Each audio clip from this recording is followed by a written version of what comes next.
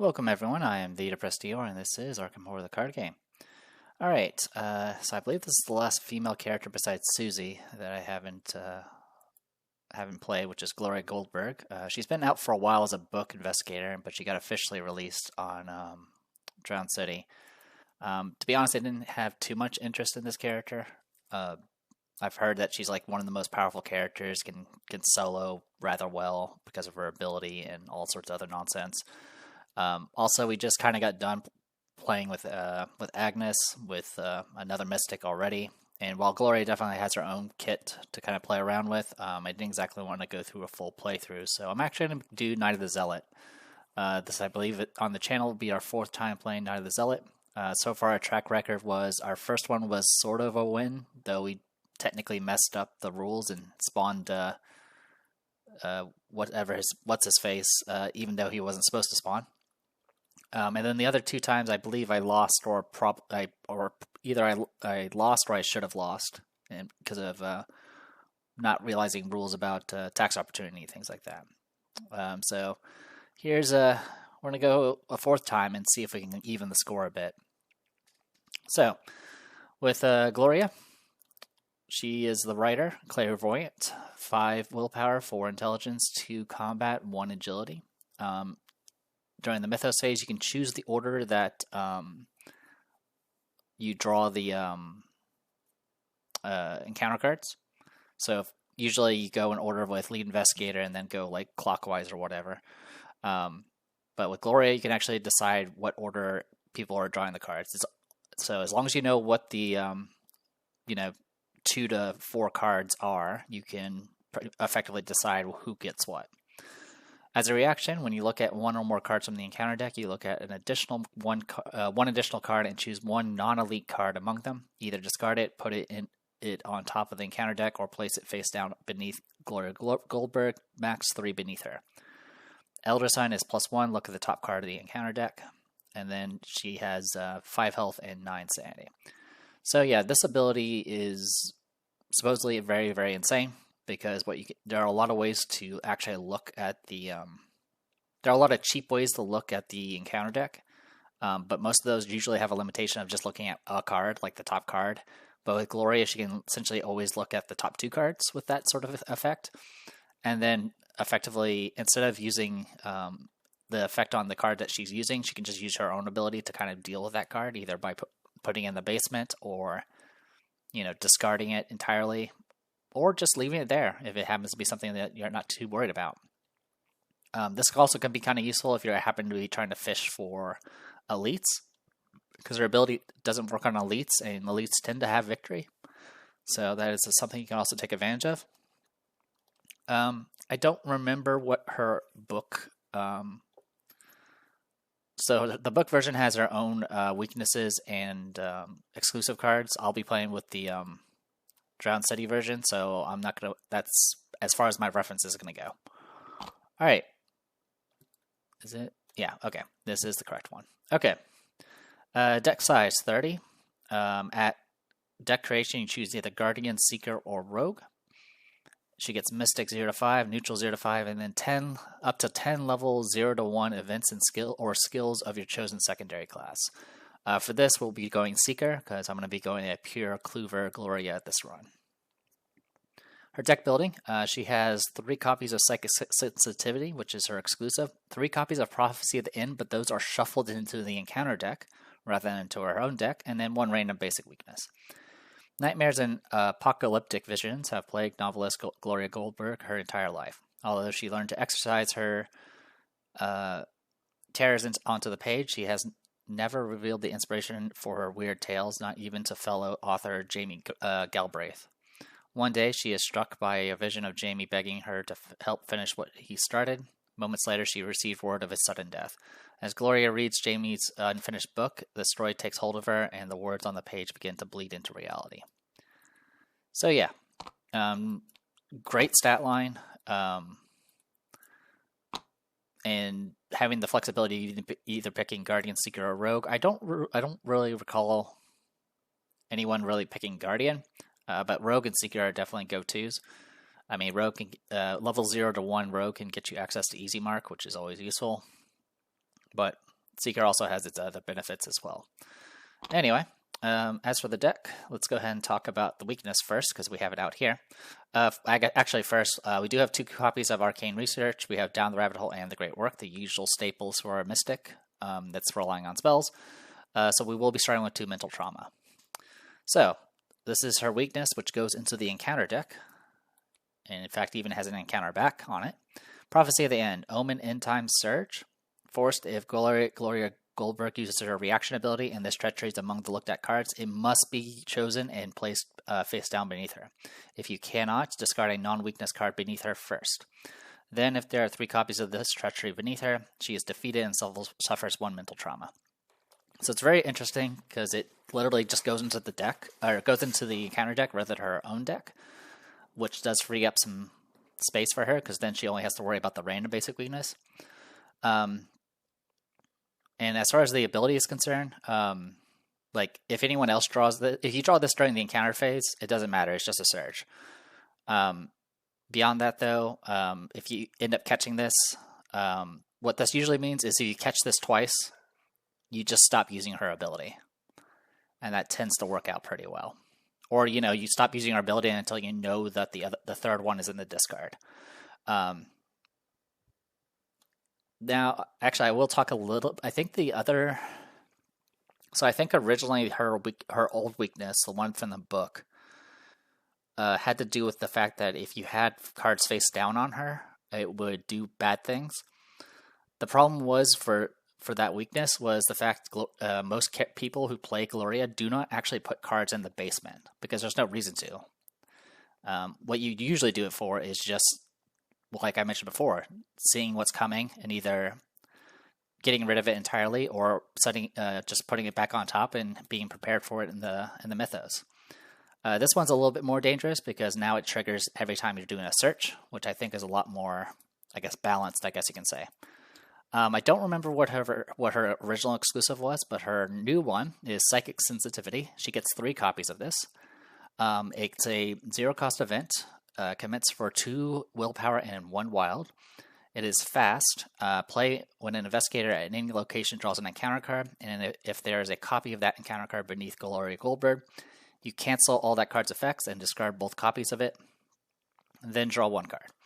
So this would essentially mean every time, so if you put like Grasping Hands face down on her in the basement, and you draw another one, you can play this to get rid of both cards, which means it does go out of your basement, so you can't just, bank all your second sensitivities for all of them. You would have to go and like grab it again with her ability. I don't know if I'll actually ever use this, but the commit alone is really, really good. I mean, it's effectively 3 willpower, which she already has 5 willpower, so you don't actually have to rely too much on stat upgrades for her. As for random basic weakness, I got Haunted. I usually seem to get that pretty often nowadays. -1 to all stats, which will put her agility at 0, which is nice. Or impressive, I guess it's a better term. As for the rest of the deck, we have... I don't actually have a lot of the splash cards. I did go Seeker, but my only Seeker cards are 2 Burning the Midnight Oils, 2 Crack the Cases, and 2 Deductions. Everything else is either Mystic or Mixed. So like I mentioned, instead of making a Flex Mystic, I have Gloria just purely as a Cleaver. She does have that 4 Intelligence, which works pretty well if she doesn't want to rely on her spells. But we do, of course, have Eyes of the Dreamer. We do have Rite of Seeking. But then we also have Scrying. Scrying is a 1-cost spell. It has 3 charges. You can exhaust Scrying and spend a charge to look at the top 3 of any investigator's deck or the encounter deck, and then return them to the top of that deck in any order. So as expected, you're going to be using this ability on the encounter deck, probably using Gloria's ability to look at 4 cards, and then possibly manipulating one of those cards, and then doing something with the rest of them. The nice thing about Scrying, especially nowadays that we have Spectral Shield, is it only costs 1 to get out. Scrying is kind of like a good filler. Like if you happen to be doing like Dragon Pull, where you have to have, or using spells that require your arcane slots to be filled, Scrying is a pretty cheap way to fill those slots, which will be pretty neat. We do have Sign Magic. I don't expect to really get this off the ground in this playthrough because we're not going to have as much experience to play with.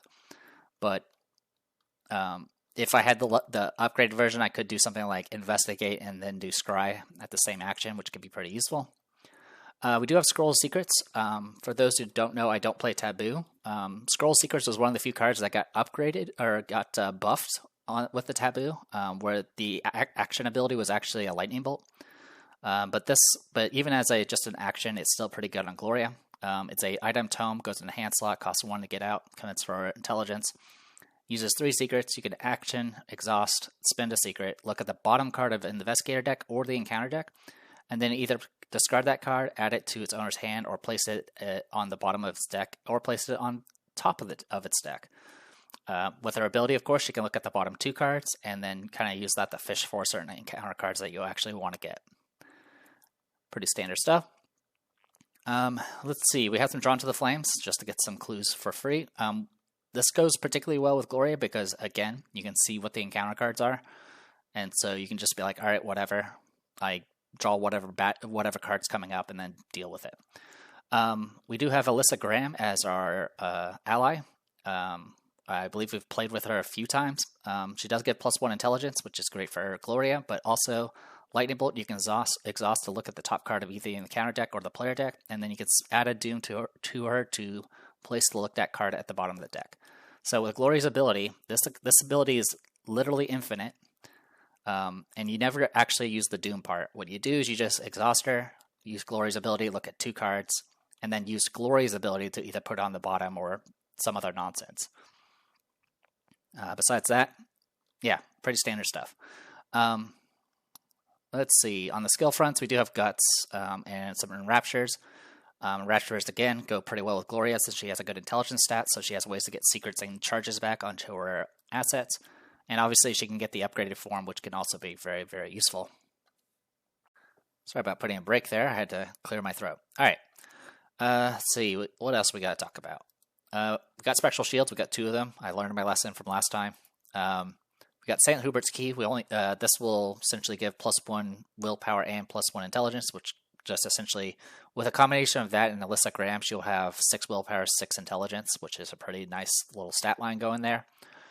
No deny existences in this deck. We have some ward of protections just in case. Besides that, a ward of protection actually is pretty good as well because as long as I know what's coming, I can use Gloria's ability to decide the draw order, so she gets the bad card and wards it. Besides that, we got Premonition. Premonition. 0 cost event, Augury. Commits for an intelligence or an agility, fast play during any Lightning Bolt window. Put Premonition, or any Lightning Bolt player window. Put Premonition into play, reveal a random Chaos token from the Chaos bag, and seal it on Premonition. And then the next time you would draw a token, you resolve the token that's sealed instead. So effectively, it just lets you see what's coming. Very good, especially in the cases of Rite of Seeking. You'd be like, okay, am I drawing a symbol next? If I am, then I'll use something other than Rite of Seeking and kind of go from there. I think I already mentioned Eyes of the Dreamer. It's going to be great for just investigating in general, but also very useful for Spectral Shield. All right, pretty standard stuff. Like I said, a full playthrough would definitely show more of her capabilities, but for right now, I think I'm just going to show off a shorter run and see how she goes. As for the Thug that's going to be going with her, we got Daniela. Nothing really to say about her. We've played her before. Daniela is definitely the Thug I have the most trouble with, despite her stat line and abilities. She has, of course, the 4-1-5-2 setup, decent soak, and her ability is very good. Her Elder Sign is kind of inconsequential, but the problem is her deck building. She only gets 5 level 0 Survivor cards.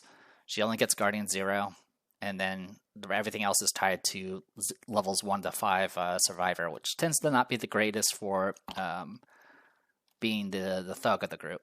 The deck, we have our random weakness is drawing the sign, which is going to reduce her hand size by 5, which can be pretty rough. But for her, it's not as bad, I guess. I mean, yeah, it is what it is. I will be trying out some new cards from Drowned City with Daniela. One thing to point out is she is an entrepreneur, which unfortunately doesn't give her very many options as far as specialist cards. There's kind of really only one. There's a skill card I think you can get that you can spend money to get more wilds on it, but it's not really designed for her. Anyway, so I have a lot of allies. I have 6 allies in the deck right now, though I'll gradually drop some of them as we kind of progress. We got 2 guard dogs, 2 medical students, and 2 Tetsuo Moris.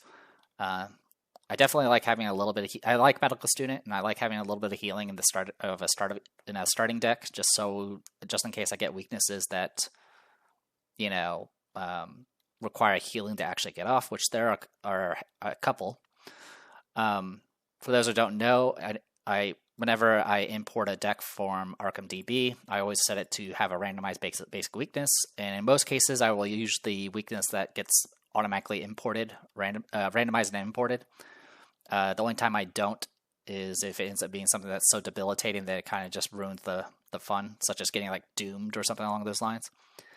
As for the rest of the deck, let's talk about the splash cards. I have a Chair's Keepsake, 2 Resourcefuls, and 2 Stunning Blows. She does have that 5 combat, which with Stunning Blow definitely makes it so she can reasonably hit people and auto-evade them. She only has 2 agility, so evading normally is not really an option. I start pretty heavy on the skills. I have 2 darings for both fighting and evading. We of course have Vicious Blows to make up for the lack of damage that survivor weapons tend to have. Take the Initiative for the Mythos, Steadfast for just kind of general starting filler. And then besides that, as for weapons, I have Survival Knives. I am a big fan of them, even at level 0. Goes great with Daniela's ability, where she kind of just tanks hits and counter hits. Goes well with that. It also goes well with Toe-to-Toe, which we have 1 copy of. Oh, also, I forgot to mention we have Tetsuo Mori, if I didn't already say that. Let's see. We have Crowbars. So Crowbars are from the Drowned City. It's an item, weapon, tool, melee, one-handed. 3-cost asset, commits for an intelligence in a combat. As an action, you can exhaust it to investigate using your combat instead of your intelligence.